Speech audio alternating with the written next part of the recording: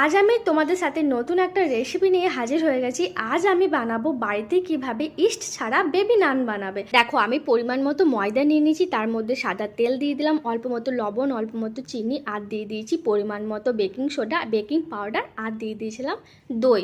কারণ দই দিয়ে ভালো করে ময়দাটাকে মেখে নিতে হবে। মাখা হয়ে যাবার পর ওটাকে কিন্তু রেস্টে 1 ঘন্টা রেখে দিতে হবে। তারপর সুন্দর করে এক এক করে বেবি নানগুলোকে বেলে নিতে হবে হালকা একটু তেল দিয়ে।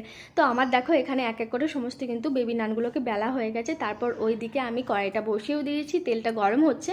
তো কেমন লাগছে আমার ছোট ছোট এই রেসিপিগুলো অবশ্যই জানিও কমেন্টে। আমি কয়েকদিন আগে কমিউনিটিতে পোস্ট করেছিলাম যে আমার রান্নার ভিডিওগুলো দেখতে তোমরা পছন্দ করো, হ্যাঁ কি না। তো ওখানে 100% ভোট এসেছে। তো thank you so much to all of you আমাকে এতটা ভালোবাসা দেওয়ার জন্য। তো দেখো আমার কিন্তু বেবি নানগুলো সমস্ত কিন্তু ভাজা কমপ্লিট হয়ে গেছে। আর কতটা সফট আর কতটা স্পঞ্জি হয়েছে দেখো। আমি বানিয়েছিলাম বেবি নানের সাথে চানা